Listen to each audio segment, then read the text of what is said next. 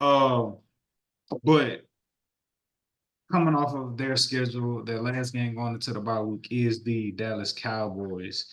Uh, this particular episode is important, extremely important, because we have been without our brother Sedacious. I want to say the first 2 weeks of the NFL season, and so those who we've had to hold it down for everybody who tunes into the podcast to listen just to you, and we've hadn't really uh, dug into being a representative or trying to speak on your behalf as it relates to the Dallas Cowboys.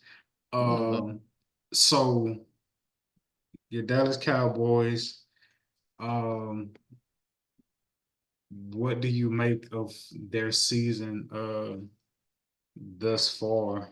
Uh, as a yeah, yeah. What do you make? Y'all 1-1, and y'all are coming off really the losses just as bad, maybe if not worse, considering it's the playoffs.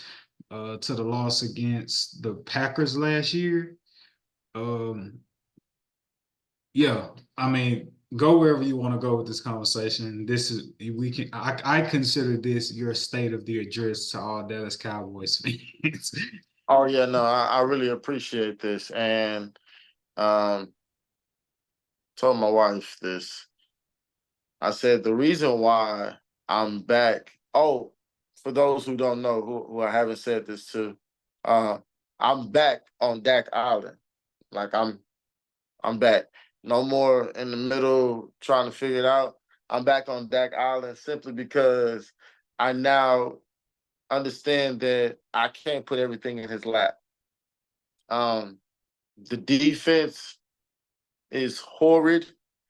They have been horrid for maybe like the last 4 years, maybe five.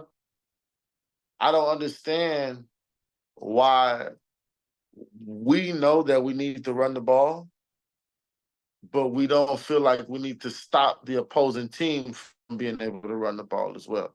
That don't make sense to me. You know, I get it that you feel like Dak is so good that we'll go worry about stopping the run because then we'll just tee off on the opposing team's pass rusher. But if history hasn't shown us that we need to beef up the middle to be able to have good interior to stop the run, so it doesn't matter if Dak score points or not. As long as we can stop the run, we'll be able to still be able to compete in football games. The reason why we get blown out in any game, go back and watch all the Cowboy games. All the games where we've been eliminated from playoff contention, we've had bad seasons, whatever the case may be. It was always because people would just run over us. The Eagles, when they eliminated us, ran over us. The Packers, when they eliminated us, ran over us. Tampa Bay Buccaneers ran over us.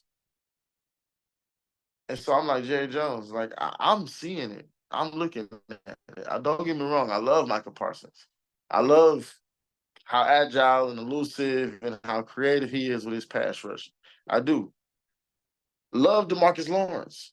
You know, Stephon Diggs, Deron Bland, all these different characters. Malik Hooker. Love you all.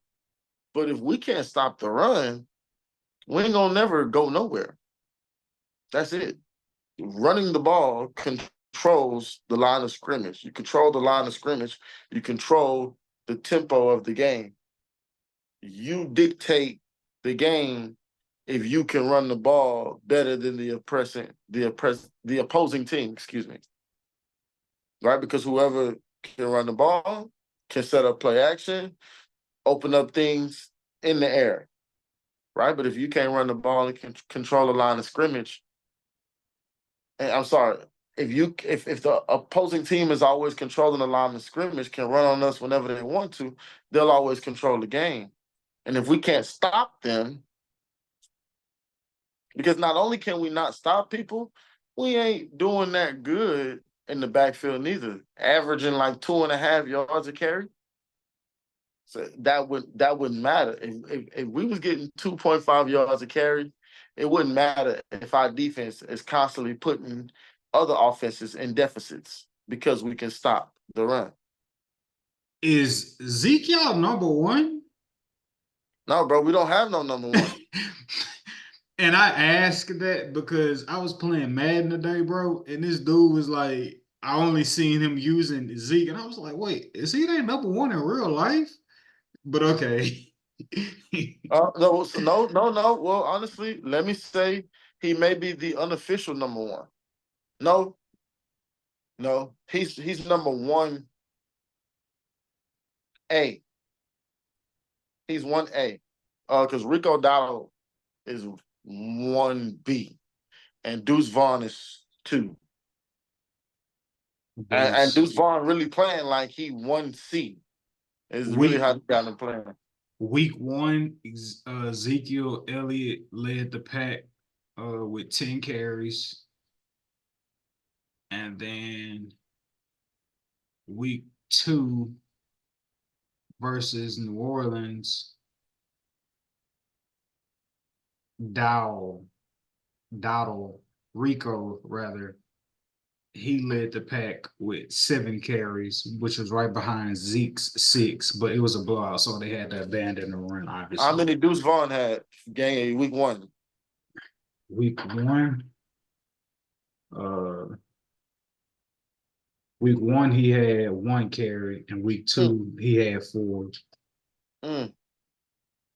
Yeah. See, that's hey,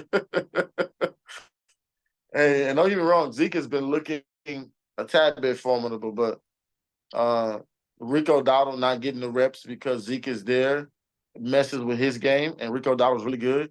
I kind of wish they would have just left Zeke where he was at and let Rico kind of come into his own, and then let Deuce be his backup, and that way, we have a definite 1-2 punch, and have Zeke for third downs if you need, or whatever the case may be. But Jerry Jones, I don't know what to say about him. To me, he's an entertainer who disguises as a football GM. And I've already had this thought with myself a long, long time ago. So, I just root for whatever guys who are blessed to be able to play the game that they love for money on that field at the time wearing blue and silver.